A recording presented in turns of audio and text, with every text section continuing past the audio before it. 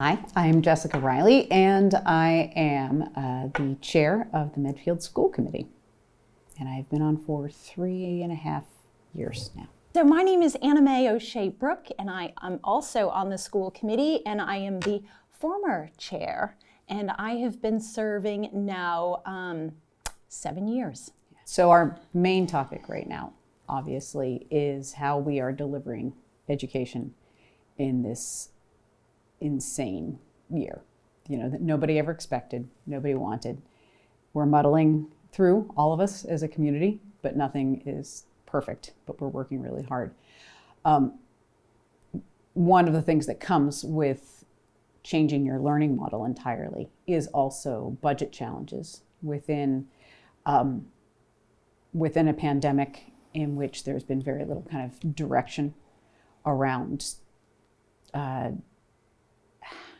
how you will procure supplies, centralized supply chains, the need to increase the level of staff that we have, not only just in terms of our custodians, but also we hired many learning aides, teachers' aides, and we've had to hire additional staff.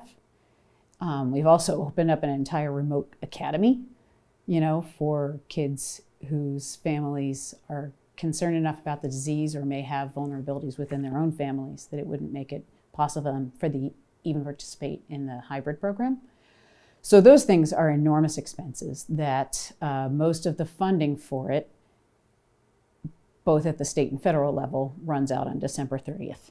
So we've started conversations with the warrant committee and the town and the selectmen about how we can manage to keep kids in school as much as possible, as safely as possible, knowing that we're going to have a really significant budget overrun at this point. Because when your funding ends on December 30th, but your school year goes through June, there's a good 6-month chunk there that is unfunded. So I think those discussions are going well. We're trying very hard to be as transparent as possible about where those expenses are coming from and how we can pay them. It looks like the warrant committee will consider an article that we will work with them on at the annual town meeting in May. Hopefully we will be able to have that in its real time, in which we will go back and evaluate the expenses and the overtures for fiscal year 21, and they will then designate an amount of money to help us kind of add on to our budget so that we're able to cover. After the election, and now that there's an administration change, many of these things may change, right? So that we may get more additional stimulus money. I know in the past with the recession in 2009 and 2010, there were grants given directly to towns as opposed to at the state level to be dispersed. And that local aid really saved communities that could have truly gone under. And we are desperately hoping that that is something that will happen for us. Because when state money comes into other communities, being that Medfield has a high kind of median income, but low commercial tax base, we end up kind of getting squeezed in that. And quite often we don't get the chunk of money that we actually need because we are kind of sorted out in two ways. So we were seriously hoping that we will just get kind of this stimulus funding, but if not, we're making plans and we'll work it out. But obviously all of that goes towards getting our kids into school as much as they can be. And when they are out of school, being as well educated and structured as they possibly can be. And we are making small and larger strides towards that. So, for instance, right now we are seriously considering having kids on the half days on Wednesdays alternating cohorts if we can. We have to do some thought around that, so that they get, another half day in school every couple of weeks. But that's kind of a short-term thing. We're also expanding our outreach to kids K through 8 who have academic IEPs. And we're also, in terms of that, we're trying to, as a school committee, increase how we are able to communicate to the community about how we're delivering and what we do and what our roles are. Because I know that there is some low-hanging fruit out there that we could probably be helping people see us more as a resource and a place to kind of give feedback. And we want to hear it, but we also know that we want to be pushing things out more, be a little bit more proactive without putting kind of a labor burden on the administration. So we'll be holding a workshop about that on Friday to really do some very kind of concrete steps to see that we can get out to our constituents, because I think sometimes the loudest get the most attention, but we've been hearing opinions from a wide range of people. It's important to add that these are really tough times for these families, And I work with I work with 8th, 9th, and 10th graders. And just last night I said, so how's it going? And they're just saying, it's so stressful. And I said, tell me what is stressful. And, it's the remote learning. It's trying to keep up assignments, finish one, and then they discover they had another one, because so it's hard for the kids, it's hard for the families. And I think, a parent is only as happy as your unhappiest child, And it's so true. So it's absolutely true. In every household, it's manifesting in different ways. Right. And I think we all empathize with that. And even our own children, they want to be in school. Yeah. They really do. And so, we're trying to follow science, follow the studies, be mindful, be cognizant of our decisions, and but we really want these kids to be back in school because it's hard. It is, and we can't emphasize that enough. No. And I know, you've got people who want all in now, and you've got folks that are saying, let's take it slowly, especially during these winter months. So we're trying to keep all of that in mind, but we're feeling all the angst that families are feeling in our own households. There's it almost feels like there's that there's a model for the parent out there who's doing remote learning perfectly, right? That their kid sits down and they do, they start on, if you're in secondary school, you start, first period and you just go through, and then you end at that 1:10 time, and you've got your snacks and your physical activity, and you're out there running your boot camp. You have to do this in the best way you can for you right now, right? Because Anime is right. You can only be as happy as your most unhappy child, but your most unhappy child, or your child, can only be as happy as you are too. It's a system, and it's really hard. And in fact, that's one of the things we wanted to bring up, is that there are resources in the community, because we feel this. We feel this as parents.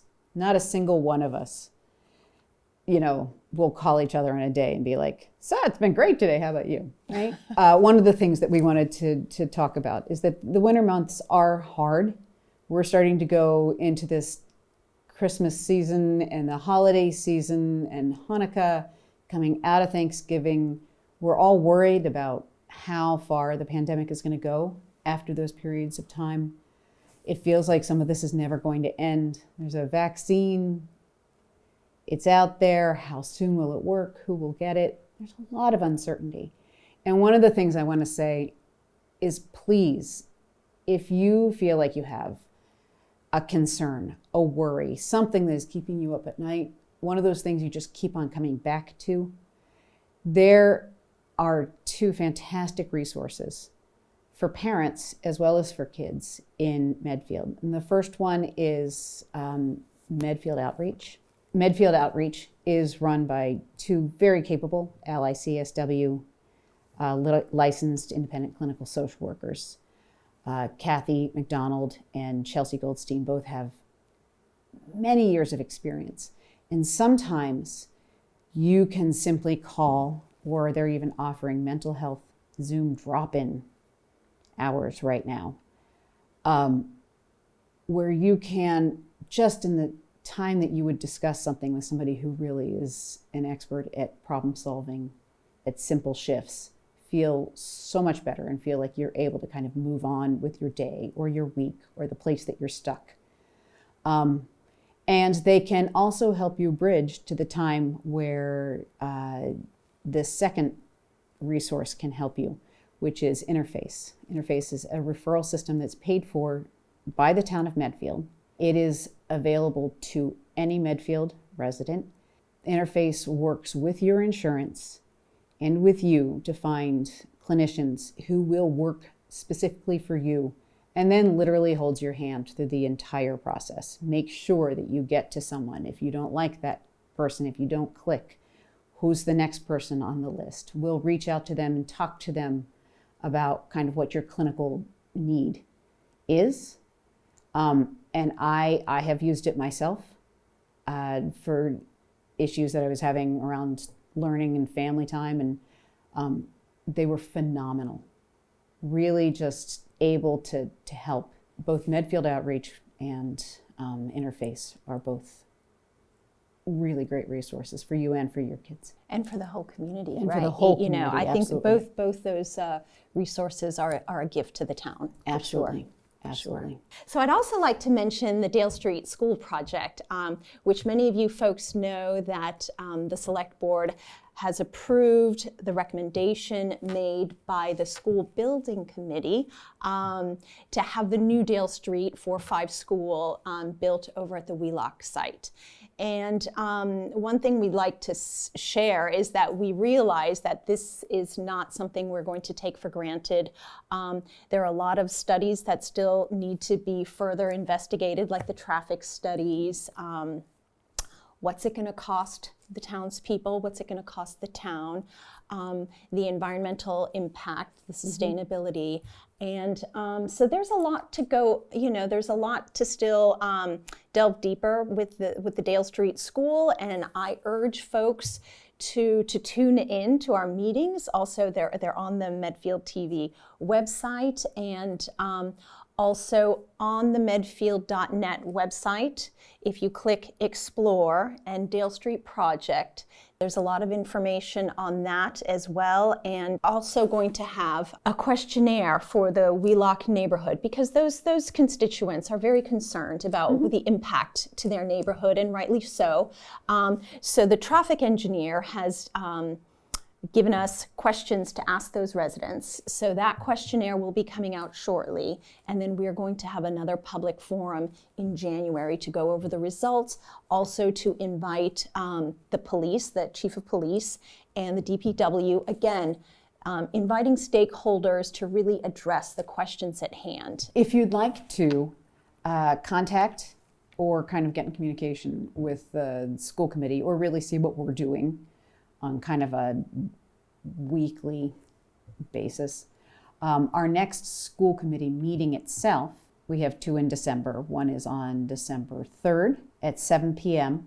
and the next one then would be on December 17th at 7 p.m. as well. And just one other thing to Yes, add please. to access like our Zoom meetings or Right. any agendas is to go to town.medfield.net and click on agenda, and then you've got all the town organizations, committees, and that's a quick way, because sometimes people will say, where's that agenda? Where's that link? It is hard to navigate. So if you know to go to the town website, click agendas, and you've got it all there, and please join us.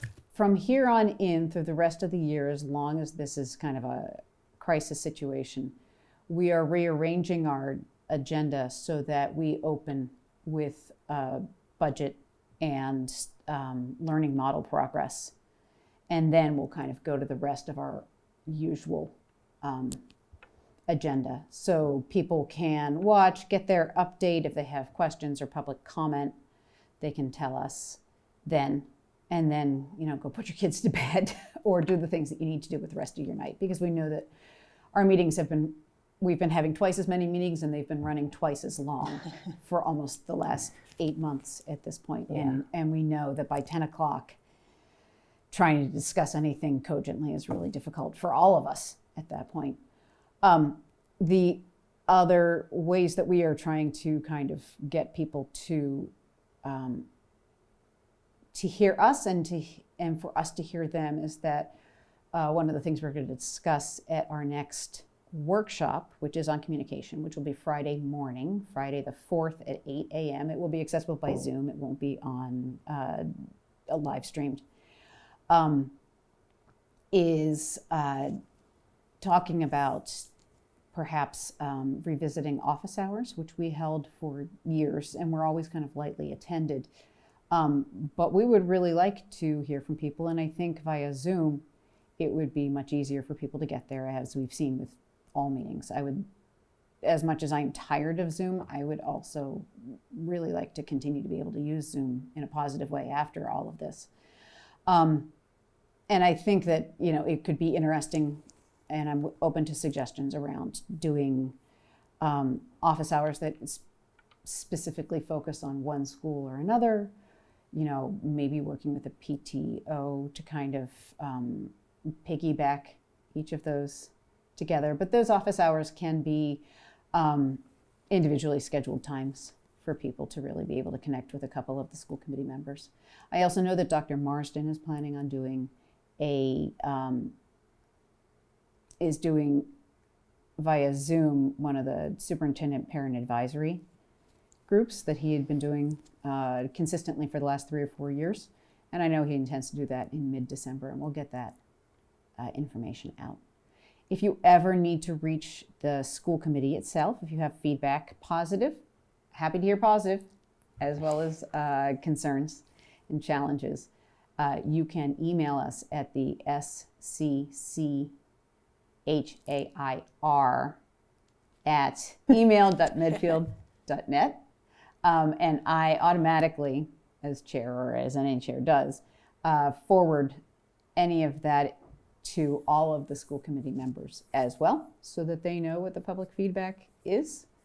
And then one of us almost always tries to answer that. I try to at the very least, acknowledge it or send you where the person who can answer will. And I think we all spend a lot of time on email answering people's questions. And we're happy to hear from you.